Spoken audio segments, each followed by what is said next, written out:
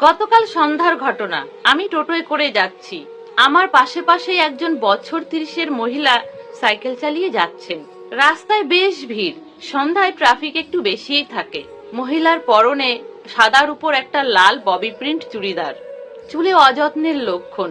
মুখে কোনো রকম প্রসাধন তো নেই, তবুও শ্যামলা রঙের মুখটা ভারী মায়াবী। আমার টোটোর পাশে এসে দাঁড়ালেন মহিলা। বেশ জোরে জোরেই বলল, পিকলু, তোর সাইকেলে চাপলেই কি ঘুম আসে রে? ঘুমোস না বাবা, বাড়ি গিয়ে ঘুমাবি।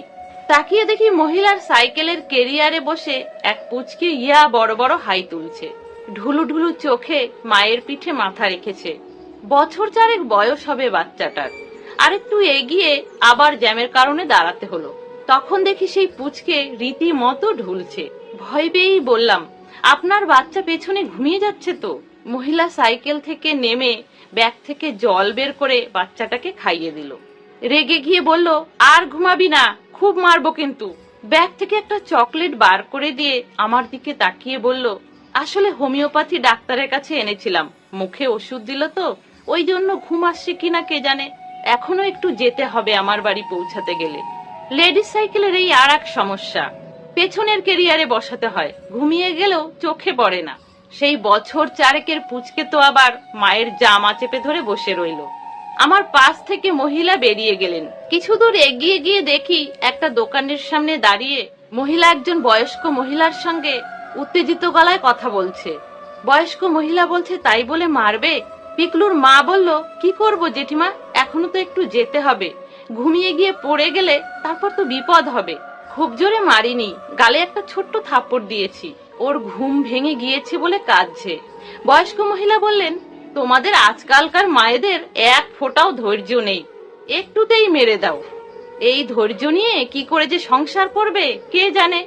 পিকলুর মা ছেলেকে বাহাতে ধরে সাইকেল ঠেলতে ঠেলতে চলল। আর চালিয়ে যাওয়ার রিস্ক নিতে পারলো না বোধহয়। আমার টোটো এগিয়ে গেল, কিন্তু একটা অদ্ভুত অনুভূতি হচ্ছিল। মানুষ না জেনেই কেমন দোষারোপ করে দেয়। ওই ভদ্র মহিলা কিছুই জানেন না। বাচ্চাটাকে যে আগেও 2বার ঘুম থেকে তোলার চেষ্টা করেছে তার মা, সেটাও জানেন না। শুধু আজকালকার মেয়েদের বড় দোষ হয়। এখনকার মেয়েদের দায়িত্ব অনেক, এটা কেউ বোঝে না। চাকরি থেকে সংসার, ইলেকট্রিক বিল জমা দেওয়া থেকে ব্যাংক, পোস্ট অফিস সব করতে হয় মেয়েদের। ভিড় ট্রেনে ডেলি প্যাসেঞ্জারি করা, অফিসে লেট হলে বস কিন্তু শুনবে না আপনার সংসারে কি কি দায়িত্ব আছে। তাই এখনকার মেয়েদের ধৈর্য নেই এই শব্দটা উচ্চারণ করবেন না, বরং প্রশংসা করে বলুন, তোমরা কত দিক সামলাও, আমাদের সময় তো এসব করতে হতো না। আপনারা বয়স্ক মানুষ, আপনাদের কাছ থেকে আরেকটু বিচক্ষণতা আশা করি। তাহলে বন্ধুরা, ছোট্ট একটা গল্প যদি ভালো লাগে প্লিজ লাইক করে দেবেন, সাথে কমেন্টে আপনাদের মূল্যবান মতামত জানাবেন। সকলে ভালো থাকবেন, সুস্থ থাকবেন।